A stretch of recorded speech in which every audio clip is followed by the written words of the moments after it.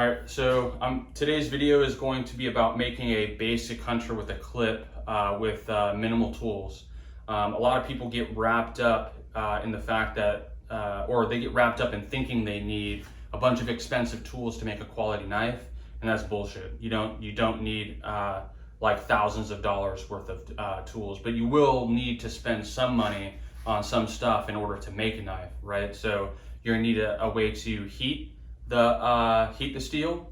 You're gonna need a way to beat the steel. You're gonna need something to beat the steel on. Then obviously you need the steel itself, right? So we'll start with the steel itself. This is something there's gonna be a couple things that I say you should not skimp out on, right? A lot of people think that using something like a leaf spring or something is the way to go. You can buy it for like a couple bucks or something at a scrapyard. This right here is a 1/4 inch by 2 inch, I think by 24 inches of 80 CRV2 from NewJerseySteelBaron.com. And the thing about using a known steel is I know exactly how to heat treat it. I know the performance that I'm going to get out of it per the heat treat chart, which we'll go over. But if I use a leaf spring, yeah, I may have saved, oh, and by the way, I think I got this for like 20 bucks. So I may have saved like 18 bucks. But in the grand scheme of things, that's not a whole lot of money, right? When it comes to producing a quality knife. And I don't know the history of that spring steel, so we don't know that, right? And also could have a bunch of microfractures in there that you can't see, which makes the knife fail later on down the road. So it's just not worth it. So, and not only that, but unless you like normalize the steel, like it's a pain in the ass to forge. So because it's spring steel, right? It's super springy. Whereas if you just get 80 CRV2 or any of the 10 series steels like 1095 or 1084 or something like that, you know exactly how to heat treat it and you'll know what you're dealing with. So that's what I recommend. So again, NewJerseySteelBaron.com is where I get my steel from, and this is 80 CRV2. And we'll go over how to heat treat it, and we'll be heat treating out of the forge. So all right, so next, I already mentioned forge, so we might as well go over that. I'll show you a little clip here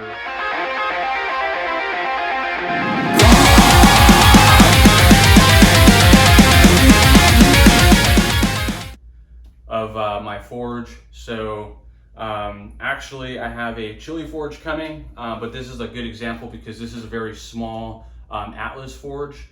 You can't do forge welding out of these, but in this case, we're not doing it.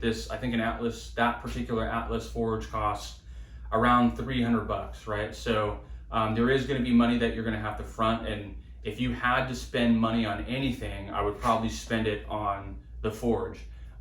If you are very low on money, but you wanna get into knife making. So buying something like an Atlas is only 300 bucks. Railroad tie, just as a review, is what you're going to be beating the steel on, and then 20 bucks for a decent amount of steel, which you can make quite a few knives. And that's the advantage of forging, really, is there are people that do material reduction, and there's nothing wrong with that. But the issue with material reduction is you are limited by the dimensions of the steel that you're working with. Whereas with forging, you can take a scrap piece of steel. Actually, I did it the other day to forge this little hunter right here. Scrap piece of steel, was pretty small, and I was able to stretch it out and make use of it and turn it into something I can sell once it's finished, obviously. So all right, so now something to beat the steel with, and it can be as simple as a 4-pound sledge that you get from Lowe's. So a lot of the stuff that you'll see that I'll be showing you here in a second, I got from Lowe's. And I'll be posting, pictures so you can see the prices and whatnot. Once we forge out the knife, we're going to need to profile it because it's not going to be, unless you're really fucking good at forging, it's not going to be in that final dimension, right? So you're going to need to do some work to it in order to get it or shape it into the profile, that final profile you want. And we're going to be using a file. This is a 12-inch mill file, so we're going to be using this to do the primary profiling and also the bevel work. And so this I think was like 10 bucks. For the handle material, obviously we're going to need to sculpt the handle.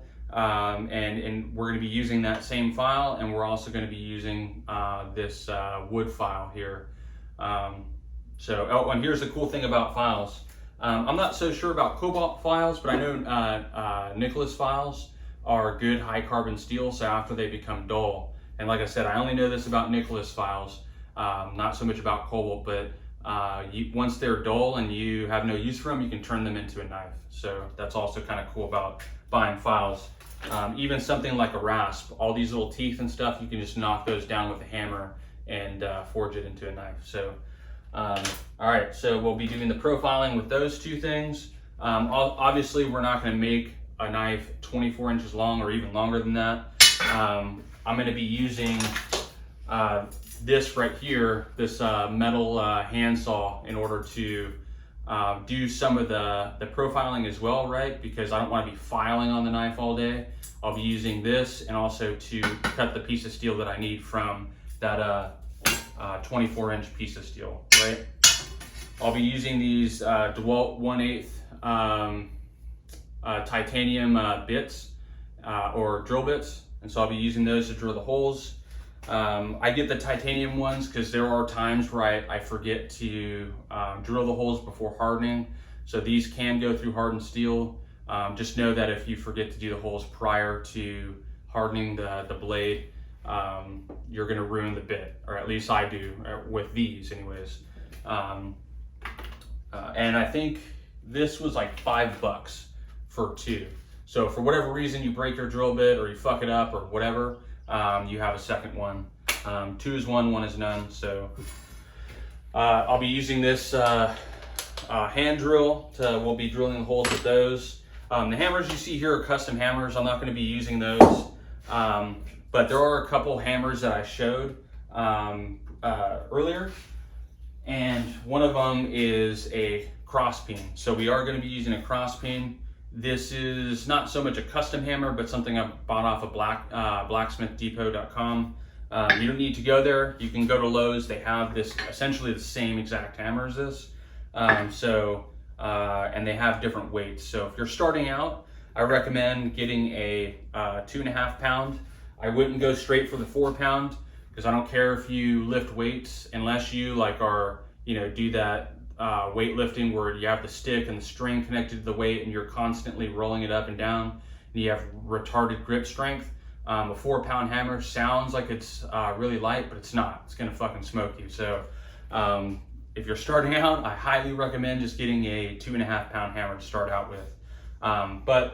I use a 4 pound primarily and then a 6 pound hammer now for like a moving majority of my steel. So, but we're not going to be using those. We'll be using the 4, and we'll also be using the 2.5 pound cross peen.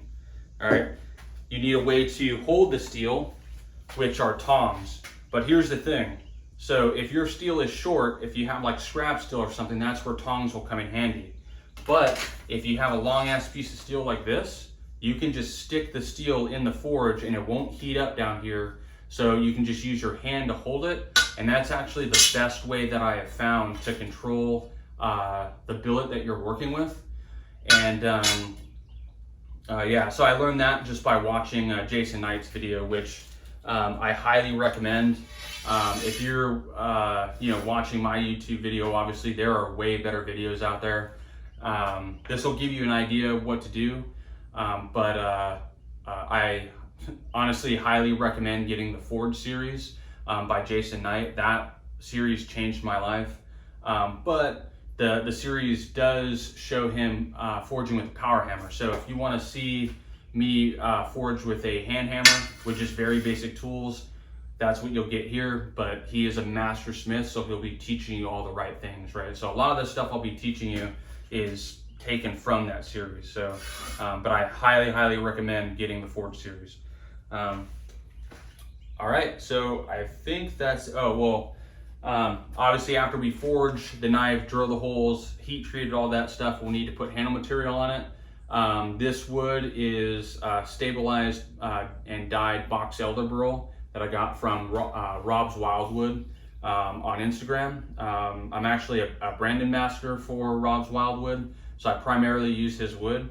And I'm not saying you need to have something like this. It's just this knife that I'll be forging here for you guys is something that I'm going to be selling. So I want to put some quality stabilized wood. And the nice thing about stabilized wood is essentially you have a porous material, being the wood itself. You suck out all the air and replace the air with resin, cure it, and it becomes almost like a synthetic material. It's not, but it's a lot more durable, and it doesn't warp or take on water like normal wood would. All right, and then I'm going to be, obviously I need some pins to use, and so I really like using black micarta pins. So I think I got that from, I can't remember. But if I remember, I'll put this on, because this is typically a question I get, is where do I get my micarta pins? And I always forget, so I'll put the link in the description. But yeah, so that's pretty much it. That's all we're really gonna need. I might use one more file, which is gonna be a round file. I will show you that when we use it, but it's not actually 100% required. So that's just gonna be a nice to have if you want it, right? All right, so let's get started.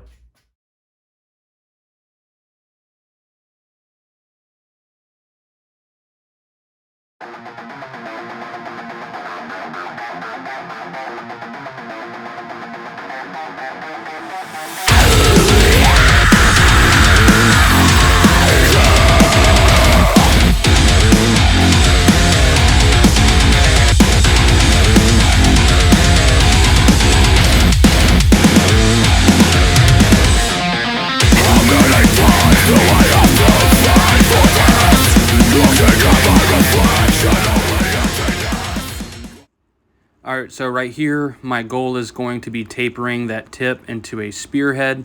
And the thing is with forging, wherever it is that you hit the steel, that wherever the impact of the hammer is, the steel is going to try to move away. And so with a rounding hammer, you know, that steel is moving 360 degrees. So as I start hammering down on that edge, like right there, and then it's actually mushrooming out away from those blows. So it's actually making that edge thicker, which is why I'm turning it on its flat and I'm hitting down those edges. Also, another reason why I'm doing this is there's an effect called fish lips, and as you, especially when it's you know, starting from square stock like what we started from, if you focus too much on the edges and you don't continue to even out that width of the steel, those two edges from the square are going to try to fold in on themselves. And I know it's hard to imagine, but if this is your first time trying to do a taper, it's most likely going to happen to you. But if there's no issue with that, don't let that discourage you. You can go ahead and file that away, file those fish lips away, and then continue to taper that tip. If you don't file away the fish lips, it's going to cause what's called a cold shut. And that's going to cause you major issues in the future with the integrity of your knife, as well as it just looks like shit. Once you start filing it, you're going to see that line where the steel is two different pieces. Now right here, I'm using the horn and I'm setting up where the clip is going to be. Now I know if you're not super familiar with forging, this may not make sense as of right now, but just trust me, as this continues to move forward, you know, it'll start looking like a knife and it'll make sense what we're doing. So, you know, I recommend you just watch it through a couple times and then, you know, have the YouTube video as a reference as you forge. All right, sweet. The clip is now set up. Now we need to decide how long we want the blade. So what we're going to do is we're going to go to the edge of the anvil once we determine how long we want it, and we're going to isolate the heel from the tang. So I'm going to do that by putting it on that edge, and I'm going to hit right over the edge. And that's going to start isolating the tang from the heel. Now also what I'm doing is I'm trying to flatten out that spine area right behind where that clip is going to be. This is also simultaneously continuing to isolate the heel from the tang.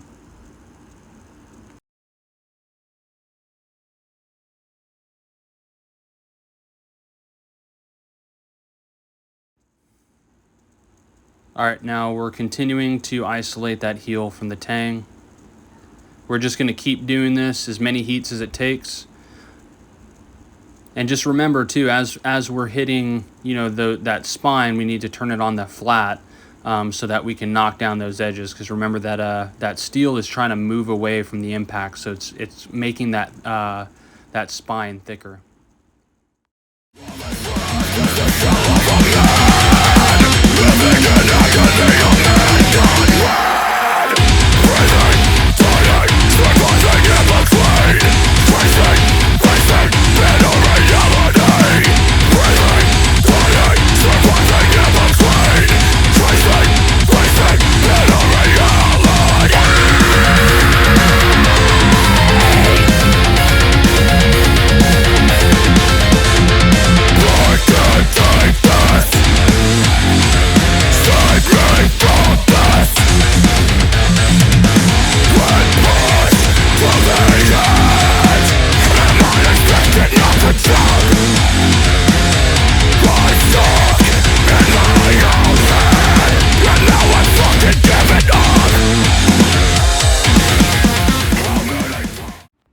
All right, so the blade is a little bit too wide. We're going to go ahead and thin that out a bit.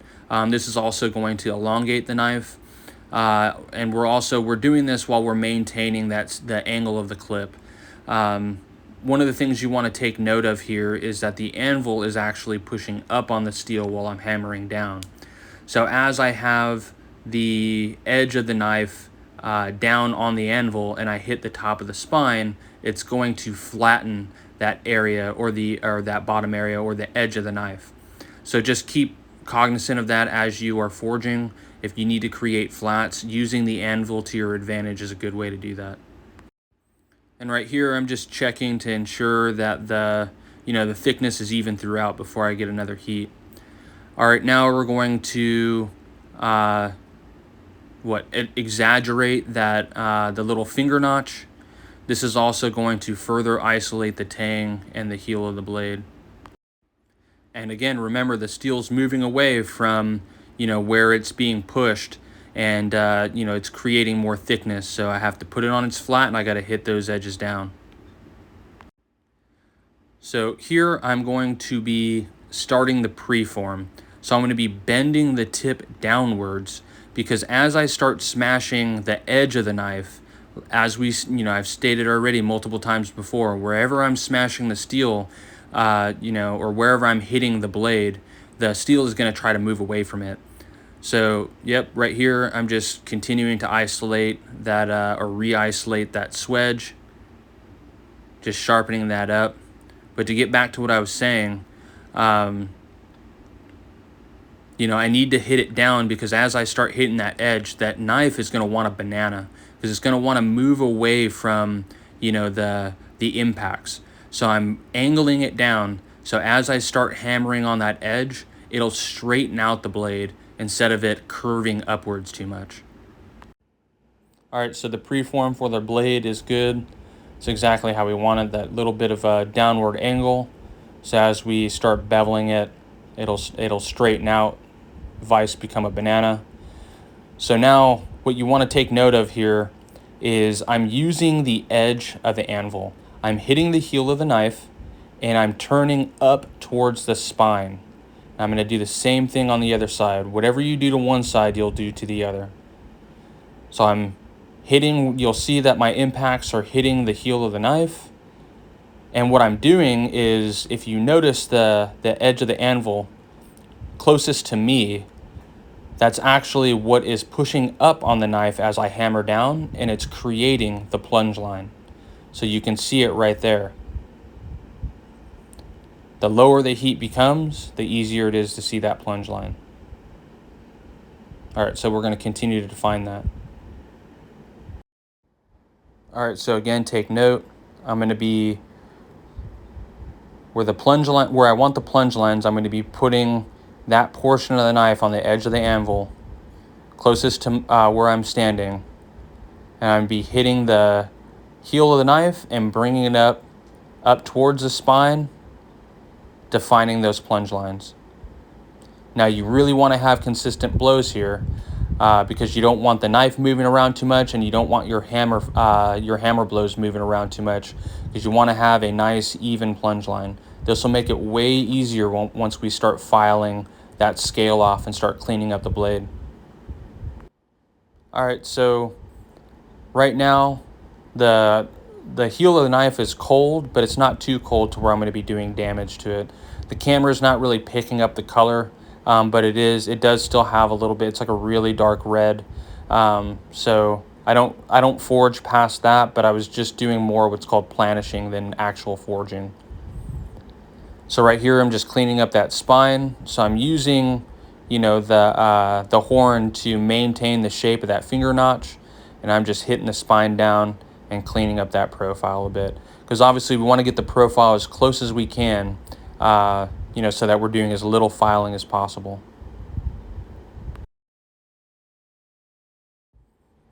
All right, just using those lower heats to planish and smooth out that area where the plunge lines are, just ensuring that they're nice and even and crisp.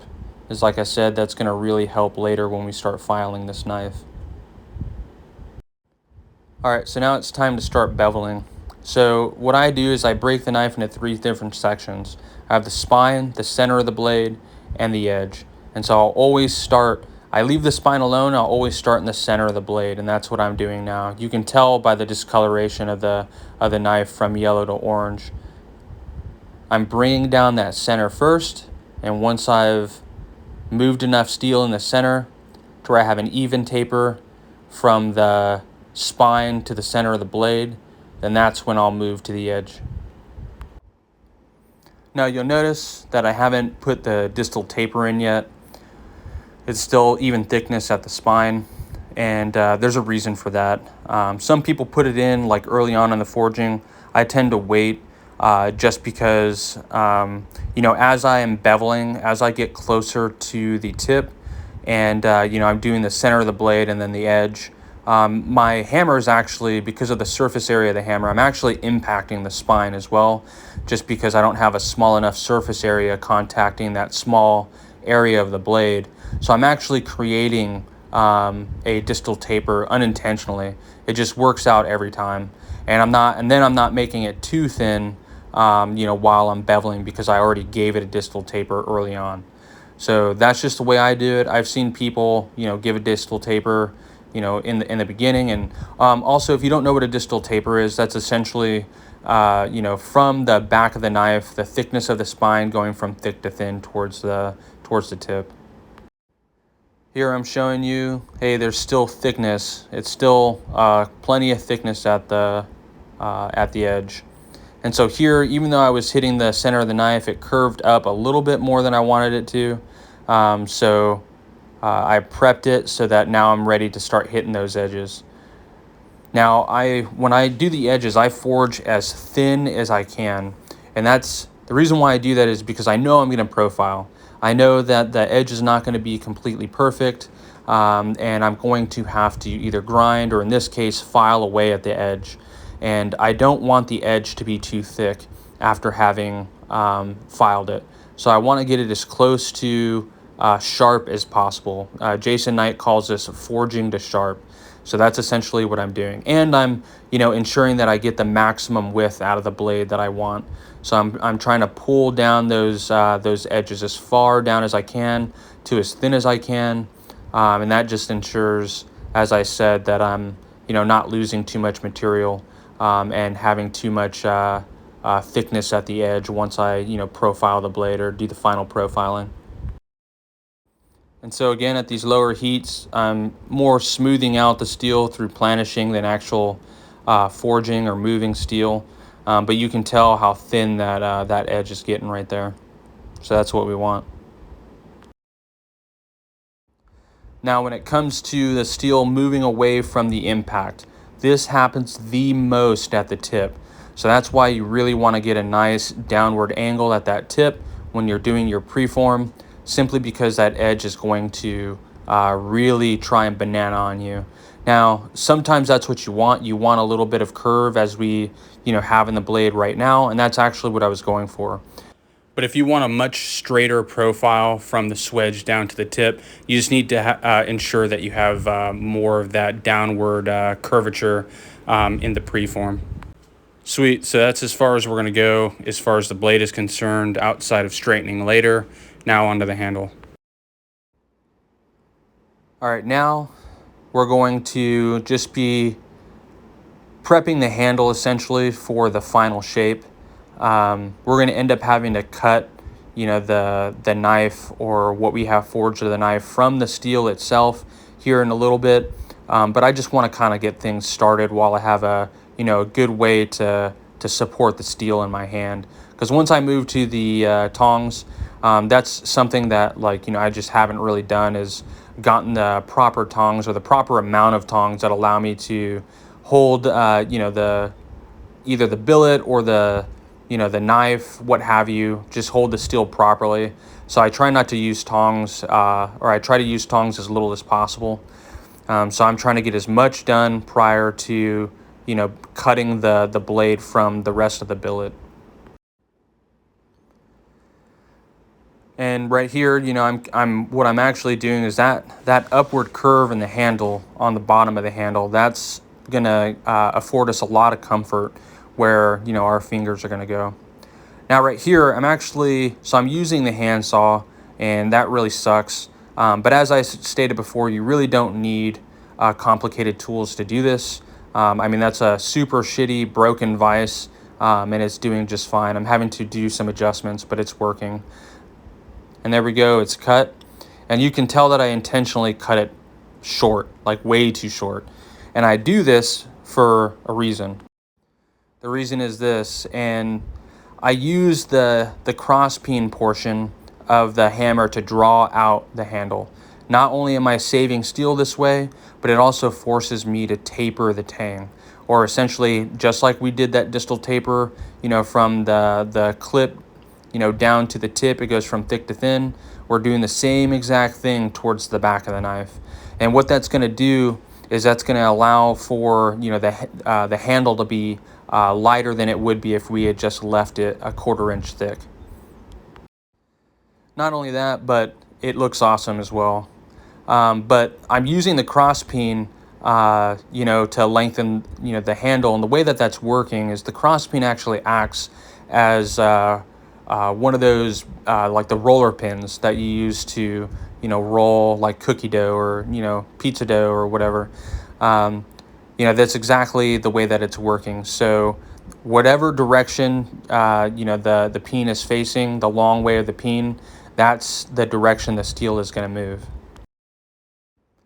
Now, one thing that's a little bit hard to tell while watching this video is that I'm focusing a lot at the edge of the handle, or sorry, the back of the handle is a better way to describe it. As you can see right there, it goes from thick to thin, because I'm trying to taper it, right? So I'm trying to get as much length as I can from the very back, and I'm starting there, and I'm drawing as much as I can, or I'm drawing more from there than I am towards the ricasso.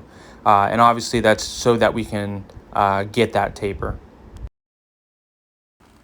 Now right here, I'm measuring 5 inches because there's a minimum amount of length that I'm going to need the handle to be in order for it to be comfortable and to fit someone, a size hand like myself. So right here, I'm just using that as a way to measure how much more do I need to draw out.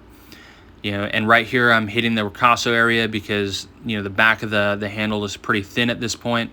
So I'm trying to draw from the thickness, near that finger notch. So now I'm planishing. One of the things that I try to be careful about when I'm using the cross peen is that every once in a while I'll flatten out or smooth out that tang, because what I don't want to do is end up hitting the same area that I had before on a prior heat and creating a divot that's a little bit too deep, that I can't get rid of, because that's going to create a gap in the tang, once I do the glue up.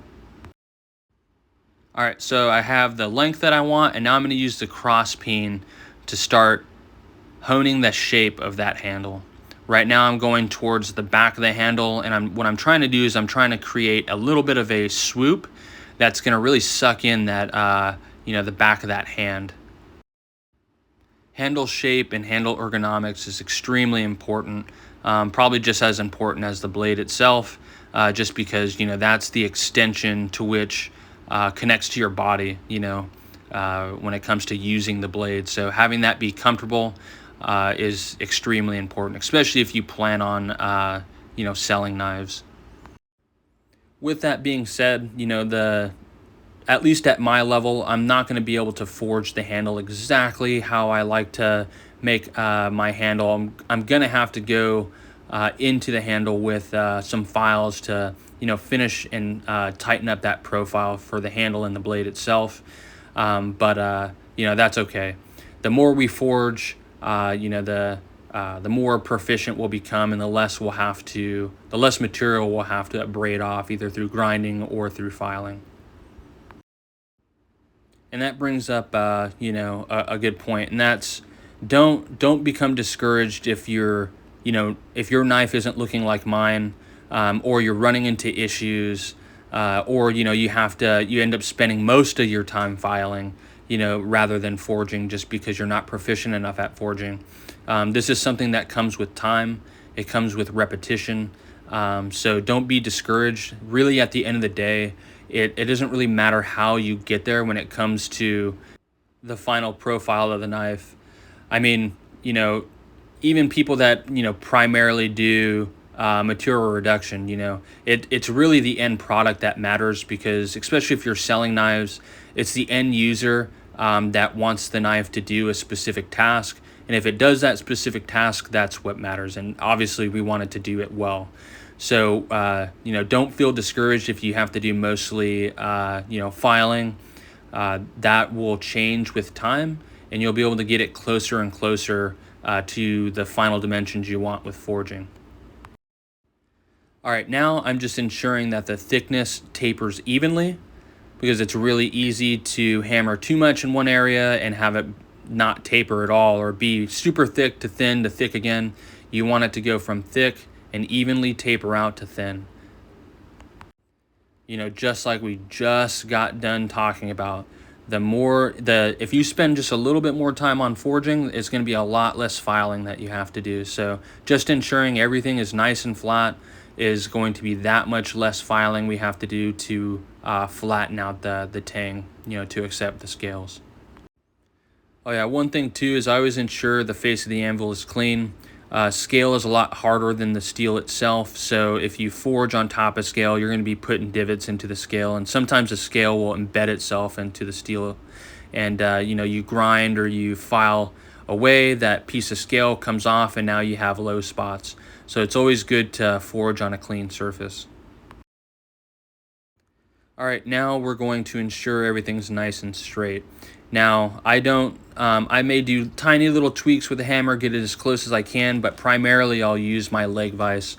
Now, you can use any vise to do this. It's essentially two parallel, surfaces that are pushing against the knife evenly.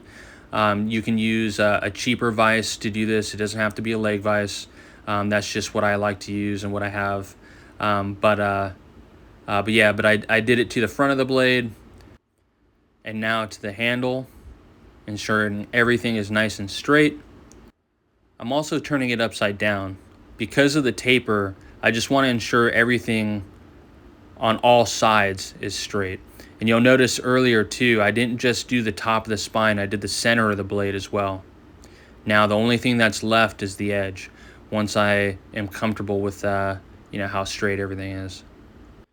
The way I take care of that is I turn it upside down inside the leg vise, and you can use any vise, like I said, to do this. And I'll use my tongs or my 2.5 pound hammer. And what I'm doing is I'm just ensuring that edge is in line with the tang. This is going to pay huge dividends when you're doing the filing, because you don't want to have to try and focus on filing too much material away so that you can, center that edge when you can just do it right now. And that's it. That's our basic hunter with a clip as forged.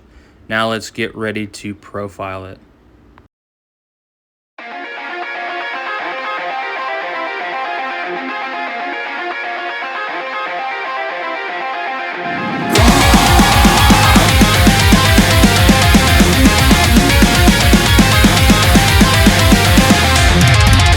With your hand is on my chest, I need to know.